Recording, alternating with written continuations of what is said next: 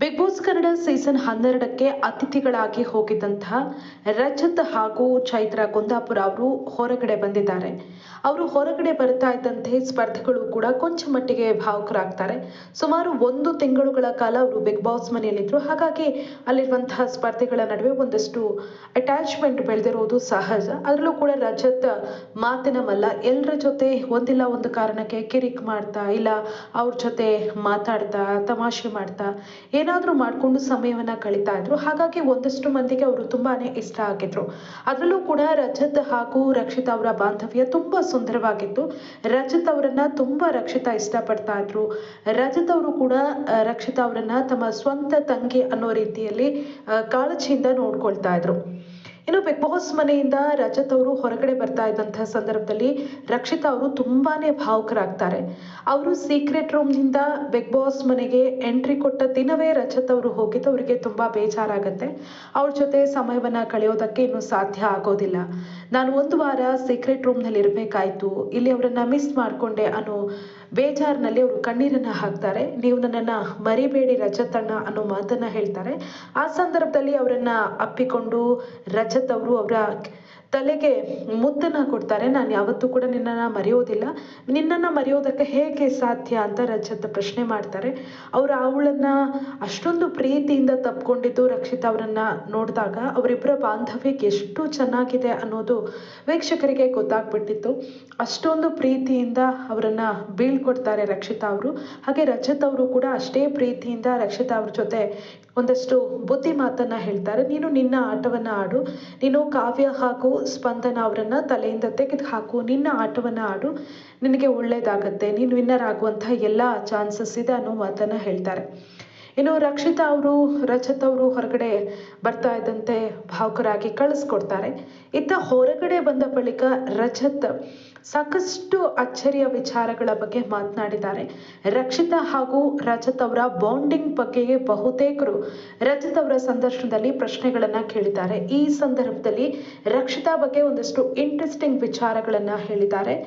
ರಕ್ಷಿತಾ ಇವಾಗ ನೆಗೆಟಿವ್ ಆಗಿ ಪೋರ್ಟ್ರೆ ಆಗ್ತಾ ಇದ್ದಾರೆ. ಅವರ ಡಿಸಿಷನ್ ಬಗ್ಗೆ ಒಂದಷ್ಟು ಆರೋಪಗಳು ಕೇಳಿ ಬರ್ತಾ ಇದೆ. ಬಿಗ್ ಬಾಸ್ ಮನೆಯಲ್ಲೂ ಕೂಡ ಅಸಮಾಧಾನ ಇದೆ ಅನ್ನೋ ಪ್ರಶ್ನೆಗೆ ಉತ್ತರಿಸಿದಂತಹ ರಜತ್, ಆಕೆ ಖಂಡಿತವಾಗ್ಲೂ ಆ ರೀತಿಯಾದಂತಹ ಹುಡುಗಿ ಅಲ್ಲ, ಆಕೆಯದು ಪ್ಯೂರ್ ಸೋಲ್.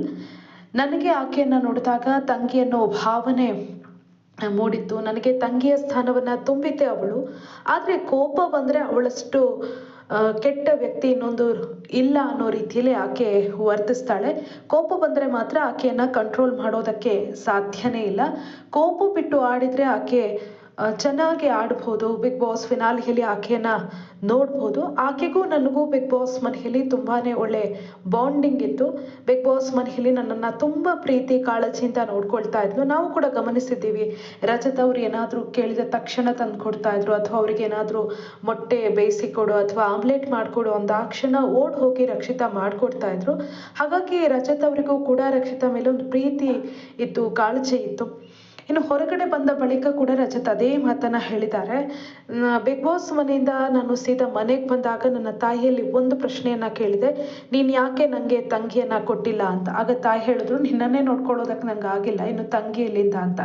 ನನಗೆ ರಕ್ಷಿತಾನನ್ನ ನೋಡ್ದ ಮೇಲೆ ಅನ್ನಿಸ್ತು ನನಗೂ ಕೂಡ ಒಂದು ತಂಗಿ ಬೇಕು ಅಂತ. ಆಕೆ ಅಷ್ಟರ ಮಟ್ಟಿಗೆ ನನಗೆ ಪ್ರೀತಿಯನ್ನ ತೋರಿಸಿದ್ಲು. ನಾನು ಒಂದು ವೇಳೆ ಮಲಗಿದ್ರೆ ನನ್ನನ್ನು ಎಬ್ಬಿಸಿ ಊಟ ಮಾಡಿ ಅಂತ ಕರಿತಾ ಇದ್ಲು.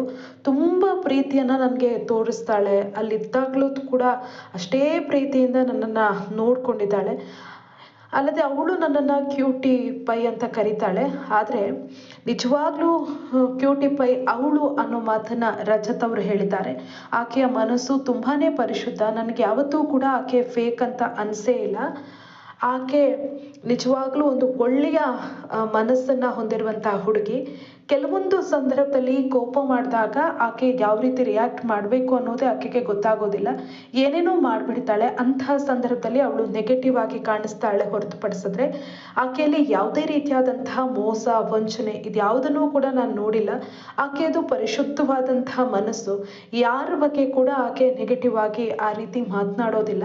ಜೊತೆಗೆ ಕಾವ್ಯ ಹಾಗೂ ಸ್ಪಂದನ ಬಗ್ಗೆ ಆಕೆ ಕೋಪ ಮಾಡ್ಕೊಳ್ಳೋದಕ್ಕೂ ಕೂಡ ಕಾರಣ ಇದೆ. ಅವಳನ್ನ ತುಂಬ ಸಲ ಟ್ರಿಗರ್ ಮಾಡೋ ಮಾಡೋದು ಕಾವ್ಯ ಹಾಗೂ ಸ್ಪಂದನ. ಆಕೆಯನ್ನ ಕಾವ್ಯ ಹಾಗೂ ಸ್ಪಂದನ ಅನೇಕ ಬಾರಿ ನಾಮಿನೇಟ್ ಮಾಡಿದ್ದಾರೆ. ಹಾಗಾಗಿ ಆಕೆ ಅವರ ಮೇಲೆ ಕೋಪವನ್ನ ತೋರಿಸಿದ್ದಾಳೆ, ಅವರನ್ನ ಕೂಡ ನಾಮಿನೇಟ್ ಮಾಡಿದ್ದಾಳೆ ಹೊರತುಪಡಿಸಿದ್ರೆ ಬೇರೆ ಯಾವುದೇ ರೀತಿಯಾದಂತಹ ಕಾರಣ ಇಲ್ಲ. ಅವರು ಆಕೆಯನ್ನ ಕೆಣಕಿದ ಕಾರಣಕ್ಕೆ ಅವಳು ಕೂಡ ಅವರ ತಂಟೆಗೆ ಹೋಗ್ತಾಳೆ, ಅವ್ರ ಜೊತೆ ಜಗಳವನ್ನ ಮಾಡ್ತಾಳೆ. ಅದರ ಹೊರತುಪಡಿಸಿದ್ರೆ ಯಾವುದೇ ರೀತಿಯಾದಂತಹ ಕೋಪ ಇಲ್ಲ. ಇನ್ನು ಬೇರೆ ಬೇರೆ ಮಾತುಗಳು ಕೇಳಿ ಬರ್ತಾ ಇದೆ ಈ ವಿಚಾರಕ್ಕೆ ಸಂಬಂಧಪಟ್ಟಂತೆ. ಇದೆಲ್ಲವೂ ಕೂಡ ಸುಳ್ಳು ಅನ್ನೋ ಮಾತನ್ನ ಹೇಳಿದ್ದಾರೆ. ಹಾಗೆ ಸೀಕ್ರೆಟ್ ರೂಮ್ ನಲ್ಲಿ ಇದ್ದಂತಹ ಸಂದರ್ಭದಲ್ಲಿ ಆಕೆಯ ರಿಯಲ್ ಮುಖ ಏನು ಅನ್ನೋದು ಅನಾವರಣ ಆಯಿತು. ಅಲ್ಲಿ ಆಕೆಯ ಒಂದಷ್ಟು ಮುಖವಾಡ ಕಳಚಿ ಬಿತ್ತು ಅನ್ನೋ ಮಾತುಗಳು ಕೂಡ ಕೇಳಿ ಬರ್ತಾ ಇದೆ. ಆದ್ರೆ ಅಂಥದ್ದೇನೂ ಕೂಡ ಆಗಿಲ್ಲ. ಆಕೆ ಬಿಗ್ ಬಾಸ್ ಮನೆಯಿಂದ ಸೀಕ್ರೆಟ್ ರೂಮ್ಗೆ ಹೋಗುವಾಗ ಯಾವ ರೀತಿ ಇದ್ಲೋ ವಾಪಸ್ ಬಂದಾಗ್ಲೂ ಕೂಡ ನಾನು ಅದೇ ರೀತಿಯಾದಂತಹ ರಕ್ಷಿತವನ್ನ ನೋಡಿದೆ. ಬೇರೆ ಯಾವುದೇ ರೀತಿಯಾದಂತಹ ಬದಲಾವಣೆ ನನಗೆ ಆಕೆಯಲ್ಲಿ ಕಂಡಿಲ್ಲ ಅಂತ ರಜತ್ ಸ್ಪಷ್ಟವಾಗಿ ಹೇಳಿದ್ದಾರೆ. ಇನ್ನು ಸೀಕ್ರೆಟ್ ರೂಮ್ನಿಂದ ಆಕೆ ಬಿಗ್ ಬಾಸ್ ಮನೆಗೆ ಬಂದಾಗ ಗಿಲ್ಲಿ ಅವರು ಅಷ್ಟೇನು ರಿಯಾಕ್ಟ್ ಮಾಡೋದಿಲ್ಲ. ಆದರೆ ರಜತ್ ಅವರು ಆಕೆಯನ್ನ ತುಂಬಾ ಅಪ್ಕೊಂಡು ತುಂಬಾ ಖುಷಿ ಪಡ್ತಾರೆ. ಆಕೆ ಬಂದಿದ್ದು ತುಂಬಾ ಖುಷಿ ಆಯಿತು ಅನ್ನೋ ರೀತಿಯಲ್ಲಿ ಮಾತಾಡ್ತಾರೆ. ಅಲ್ಲಿ ಅವರಿಬ್ಬರ ಮಾತುಕತೆ ನೋಡಿದಾಗ ಬಿಗ್ ಬಾಸ್ ಮನೆಯಲ್ಲಿ ಪದೇ ಪದೇ ಅವರಿಬ್ಬರ ಸಂಭಾಷಣೆಯನ್ನ ಕೇಳಿಸ್ಕೊಂಡಾಗ ಅವರ ನಡುವೆ ಒಂದು ಸುಂದರ ಬಾಂಡಿಂಗ್ ಇದೆ ಅನ್ನೋದು ಕ್ಲಿಯರ್ ಆಗಿ ಗೊತ್ತಾಗ್ತಾ ಇದೆ. ಇನ್ನು ಬಿಗ್ ಬಾಸ್ ಮನೆಯಿಂದ ಹೊರಗಡೆ ಬಂದಿದ್ದಂತಹ ರಜತ್ ಅವರು ಅನೇಕ ಮಾಧ್ಯಮಗಳಿಗೆ ಸಂದರ್ಶನಗಳನ್ನ ಕೊಟ್ಟಿದ್ದಾರೆ. ಆ ಸಂದರ್ಶನಗಳಲ್ಲೂ ಕೂಡ ರಕ್ಷಿತಾ ಬಗ್ಗೆ ಒಳ್ಳೆಯ ಮಾತುಗಳನ್ನೇ ಆಡಿದ್ದಾರೆ ಹೊರತು ಆಕೆಯಿಂದ ಯಾವುದೇ ರೀತಿಯಾದಂತಹ ಬೇರೆ ಮಾತುಗಳನ್ನ ಅವ್ರು ಹೇಳಿಲ್ಲ. ಇನ್ನು ಆಕೆ ಅವರ ಆಟಕ್ಕೆ ತೊಂದರೆ ಮಾಡ್ತಿದ್ದಾಳೆ, ಇವರ ಆಟಕ್ಕೆ ತೊಂದರೆ ಮಾಡ್ತಿದ್ದಾಳೆ ಅನ್ನೋ ಆರೋಪಗಳು ಕೂಡ ಏನು ಕೇಳಿ ಬರ್ತಾ ಇತ್ತು. ಇದಕ್ಕೆ ಸಂಬಂಧಪಟ್ಟಂತೆ ಕೂಡ ರಜತ್ ಅವರು ಹೇಳಿದ್ದಾರೆ, ಆಕೆಗೆ ಯಾವುದೇ ರೀತಿಯಾಗಿ ಬೇರೆಯವರಿಗೆ ತೊಂದರೆ ಮಾಡಬೇಕು ಅನ್ನೋ ಉದ್ದೇಶ ಇಲ್ಲ. ಆಕೆಯದು ಪರಿಶುದ್ಧವಾದ ಮನಸ್ಸು. ಆಕೆಗೆ ಏನ್ ಅನ್ಸತ್ತೋ ಅದನ್ನ ಮಾಡ್ತಾಳೆ ಹೊರತುಪಡಿಸಿದ್ರೆ ಇನ್ನೊಬ್ಬರಿಗೆ ತೊಂದರೆ ಮಾಡಬೇಕು ಅನ್ನೋ ಮನಸ್ಥಿತಿ ಆಕೆಯಲ್ಲಿ ಖಂಡಿತವಾಗ್ಲೂ ಇಲ್ಲ. ಆ ರೀತಿ ಆಟವನ್ನ ಆಕೆ ಆಡ್ತಾ ಇಲ್ಲ. ಆದ್ರೆ ಆಕೆ ತಿದ್ಕೊಳ್ಬೇಕಾಗಿರೋದು ಒಂದೇ ಒಂದು, ಸುಮ್ಮನೆ ಕೋಪವನ್ನ ಮಾಡ್ಕೊಳ್ಬಾರ್ದು. ಮುಖ್ಯವಾಗಿ ಅವಳ ತಲೆಯಲ್ಲಿದೆ ಸ್ಪಂದನ ಹಾಗೂ ಕಾವ್ಯ ಅವರನ್ನ ನಾನು ಟಾರ್ಗೆಟ್ ಮಾಡಬೇಕು ಅನ್ನೋ ಯೋಚನೆ ಆಕೆಯ ತಲೆ ಇದೆ. ಆಕೆಯ ತಲೆಯಲ್ಲಿ ಪೂರ್ತಿ ಈಗ ಕಾವ್ಯ ಹಾಗೂ ಸ್ಪಂದನ ಅವರೇ ತುಂಬಿಕೊಂಡಿದ್ದಾರೆ. ಅವರಿಬ್ಬರನ್ನ ಆಕೆಯ ತಲೆಯಿಂದ ತೆಗೆದು ಹಾಕಿ ತನ್ನ ಆಟವನ್ನ ಆಡ್ತಾ ಹೋದ್ರೆ ಖಂಡಿತವಾಗ್ಲೂ ಆಕೆಗೆ ಒಳ್ಳೇದಾಗತ್ತೆ. ಇಷ್ಟು ದಿನ ತುಂಬಾ ಚೆನ್ನಾಗಿ ಆಟವನ್ನ ಆಡ್ಕೊಂಡು ಬಂದಿದ್ದಾಳೆ. ಆದ್ರೆ ಇನ್ನೂ ಕೂಡ ಅವರನ್ನೇ ತಲೆಯಲ್ಲಿ ಇಟ್ಕೊಂಡು ಆಟ ಆಡಿದ್ರೆ ಖಂಡಿತವಾಗ್ಲೂ ಆಕೆಯ ಆಟಕ್ಕೆ ತೊಂದರೆ ಆಗತ್ತೆ. ಹಾಗಾಗಿ ಅವರಿಬ್ಬರನ್ನ ತಲೆಯಿಂದ ತೆಗೆದು ಹಾಕಿ ಆಕೆ ಆಟವನ್ನ ಆಡಬೇಕು ಅಂತ ರಜತ್ ಸಲಹೆಯನ್ನ ಕೊಟ್ಟಿದ್ದಾರೆ. ಹಾಗೆ ಬಿಗ್ ಬಾಸ್ ಮನೆಯಿಂದ ವಾಪಸ್ ಬಂದ ಬಳಿಕ ಖಂಡಿತವಾಗ್ಲೂ ನಾನು ಆಕೆಯನ್ನ ಭೇಟಿ ಆಗ್ತೀನಿ. ಯಾಕಂದ್ರೆ ಬಿಗ್ ಬಾಸ್ ಮನೆಯಿಂದ ಹೊರಗಡೆ ಬಂದ ಬಳಿಕ ನಾನು ಆಕೆಯನ್ನ ತುಂಬಾ ಮಿಸ್ ಮಾಡ್ಕೊಳ್ತೀನಿ. ನನಗೆ ತುಂಬಾ ಪ್ರೀತಿ ಕಾಳಜಿ ಎಲ್ಲವನ್ನ ಕೂಡ ತೋರಿಸಿದ್ದಾಳೆ. ಜೊತೆಗೆ ತಂಗಿ ನನಗೂ ಕೂಡ ಇರಬೇಕು ಅನ್ನೋ ಭಾವನೆಯನ್ನ ಮೂಡಿಸಿದ್ದೆ ಅವಳು. ಹಾಗಾಗಿ ಆಕೆ ಗೆಲ್ಲಬೇಕು ಅಂತ ರಜತ್ ಅವರು ಬಯಸಿದ್ದಾರೆ.